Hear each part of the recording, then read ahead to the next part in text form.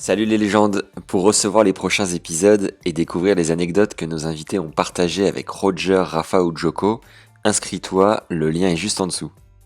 Tous les matchs de cette US Open, ils sont, à part le premier qui se passe, je vais dire sans anicroche, tous les autres matchs, il se passe des trucs. Là, on a parlé de Bélien où c'est un match très intense, nerveusement, qui est très très très très dur. Après, il y a le match de Lopez où ça part en vrille pendant le match. Ouais. Et où c'est un match très difficile tennistiquement parce que Lopez il a quand même un jeu particulier et que c'était très dur tennistiquement.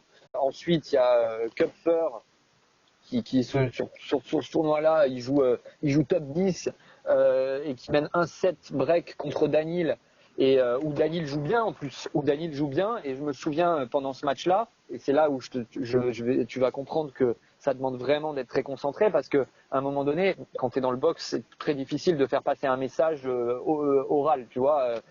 T'es loin, il suffit que tu dises un truc un peu long, le joueur comprend pas, ça le met encore plus dans l'incertitude, dans le flou, ça l'énerve, etc. Ouais. Là, à un moment donné, Daniel, il sait pas ce qui se passe et comment faire, et je lui glisse un truc dans le jeu à faire, qui fait instantanément, parce qu'avec Daniel, c'est ça qui est incroyable, c'est que quand tu touches juste, il le fait ça et ça répond, il répond tout de suite. Okay. Et ça, que ça soit tennistiquement ou physiquement dans le travail qu'on fait ou même mentalement, tu sais que ça, tu sais si ok c'est le bon truc ou pas le bon truc. Voilà. Et là, je lui dis un truc qui fait tout de suite. Et là, il plante 3 points gagnants en 3 points. Et ça déclenche quelque chose d'autre.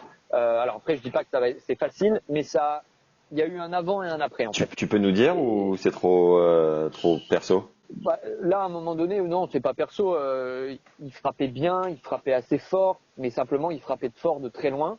Et du coup, Kupfer, qui est un garçon assez petit, qui entre bien ses appuis, la balle de Daniel, elle arrivait forte, mais de loin. Donc l'autre, il avait le temps de s'ancrer au sol et de générer encore plus d'énergie et de force de frappe. Ouais. Et Daniel était inefficace. Donc tu lui simplement dit, tu fais la même chose, mais tu viens la prendre un peu plus tôt sur certaines balles, parce que tu peux pas non plus le faire sur toutes les balles. Ouais. Et là, il a commencé à faire ça, et ça a changé du tout au tout. Et je me souviens parce qu'il y avait le capitaine de Coupe Davis russe dans le box, là, pour les grands chelems, il est là tout le temps.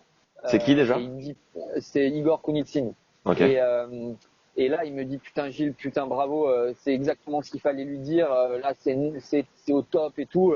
Et franchement, ça a été un élément déclencheur de ce match-là. Donc Ouais. ça, c'est Kupfer. Ensuite, il joue Wawrinka en quart.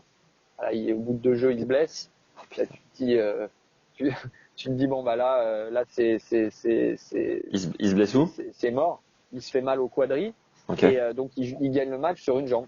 Il gagne du début du match sur une jambe.